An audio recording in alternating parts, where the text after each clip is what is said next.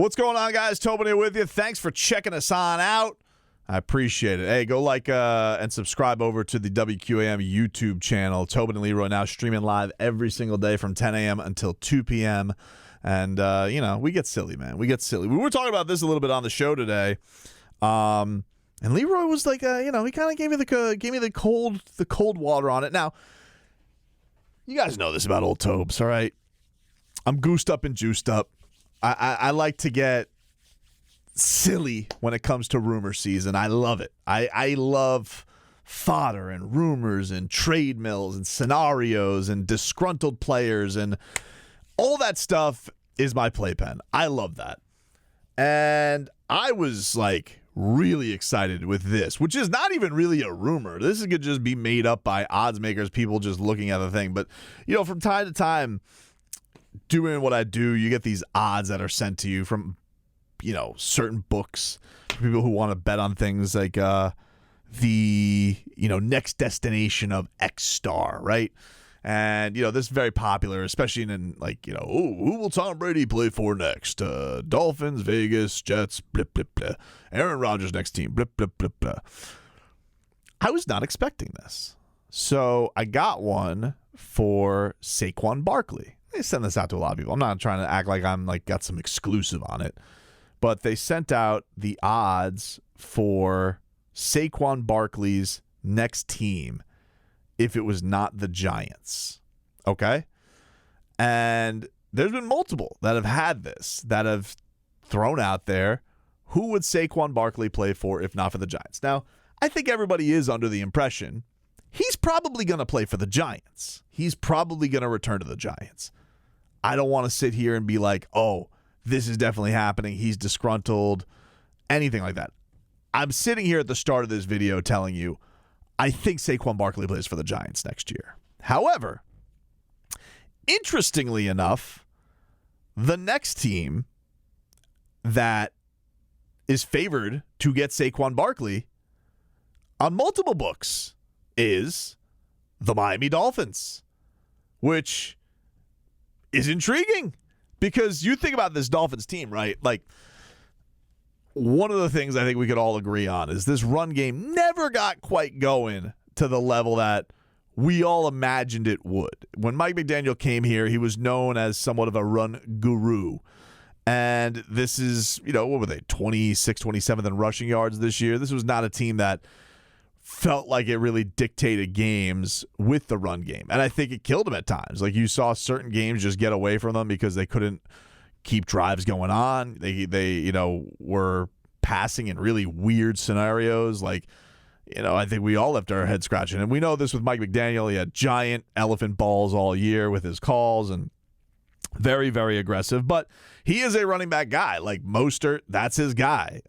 Brought in Alec Ingold, fullback. Jeff Wilson, a guy that he scouted himself. These are the things that he usually specializes in. Now, hear what I'm saying. The Dolphins offense, which turned out overall really good this year, you get it. You're going to give the ball to Tyreek Hill and you're going to give the ball to Jaylen Waddle as much as possible. That's why they had the season that they did. But could they make a big splash like this? Is that a responsible thing to do? To go get one of the best running backs in the league. What he had, 1,700 total yards this year. A guy who's a threat, not only running the ball, but catching it as well. Can really do it all, right? What a crazy addition that would be for the Dolphins. If the Dolphins were to make some kind of addition, and I don't even know what we're talking about as far as compensation is concerned, because, Christian McCaffrey didn't go for a first-round pick. He went for a bunch of picks, but didn't go for a first-rounder. You see what kind of impact he's had for San Francisco. You look at a lot of the teams that are available right now, that are still alive right now. That run game is important. It is important at this time of year. It is important for the Bengals to have a Joe Mixon. It's important for, the 49ers to have a Christian McCaffrey. Having this type of weapon on top of what you already have with the vertical game, I mean, you're talking about one of the most unstoppable forces, it feels like, in the league. And yeah, maybe somebody's numbers are going to go down because, Saquon's going to have to eat. I do understand people's concern for a couple of reasons. One, he's going to be, I think, 26, 27 in February. I think 26. And it's always that fine line of like, all right, when do you worry about the running back? It took him a while to kind of get back to himself as it was from the original injury to where he was as advertised coming into the league, got hurt, took him a little bit to get back to what he is now, which is an absolute monster. Does that worry you? And I would say the only thing that the track record of the team would tell you is no. I mean, it doesn't, because the Miami Dolphins, and Chris Greer even spoke about this a little bit on injuries at his end-of-year press conference, and that he's going to go for the talent. He's not going to be scared off by people because they have injury problems. This was the Dolphins GM. I think you can't be scared of stuff. I mean, talk about, Teron was a Pro Bowl left tackle, the impact he did, with us in terms of leadership and what he did was on the field for us. Raheem, another guy people talked about being hurt, had a career year and everything he had done in terms of leadership and stuff again. And so, I mean, if you're scared to, like Bradley, again, Chubb was another one people said, but they're good players. They're the right type of people you bring into a building for a young team to help impact. And it's far-reaching than, they miss a game or two here, which you never hope they do. But injuries happen. It's football. I mean, it's. I told you guys before, my dad drafted Curtis Martin. Curtis Martin never finished a game in his college career, and everyone said it was a mistake. And then the guy never missed a game in his career. So I wouldn't want to be the GM that took Frank Gore off my board. Ooh, a nice little zinger there from Mike McDaniel there at the end. But yeah, look, all of the players that you look at on this team, they've all had injury paths, probably except for Tyreek Hill. But all of the impact guys that you look at, Tua, Jalen Waddle had the ankle thing, Jalen Phillips, I mean, all the injury concerns that he had in his football career coming into the league. Teron Armstead, we all knew that was going to be a thing coming in, but they still went for the talent. Bradley Chubb, guy had injury concerns, comes in. Yes, he had the hand thing. Raheem Mostert, guy never can stay healthy, but we can see some of the bursts that he had at certain times. It's just unfortunate. Got hurt with a thumb. Like, I don't know.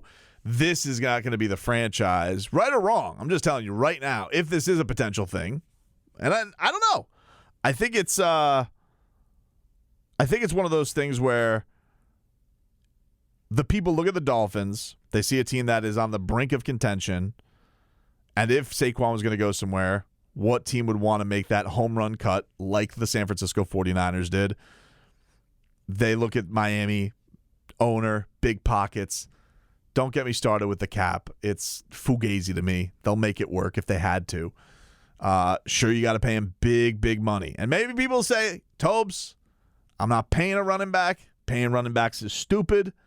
We got so many other needs. Linebacker, shoring up the secondary. I get you.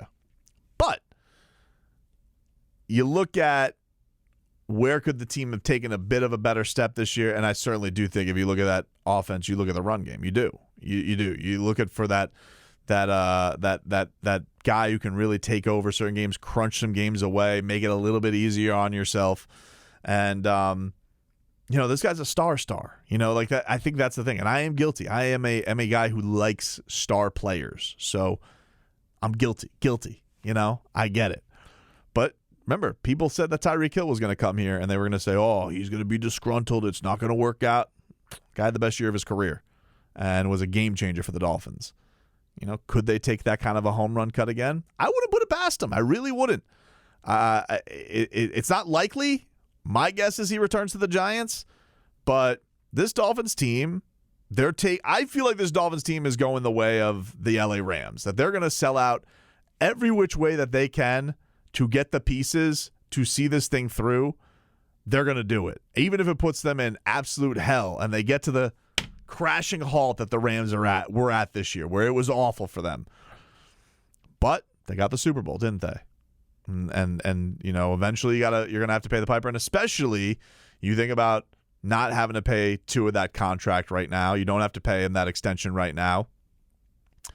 These are the times to make those accumulate those home run cuts to try and stock up with as much talent as possible. So I don't think it likely, but I don't rule it out. And I think of the idea that the bookmakers see the Dolphins as the favorite,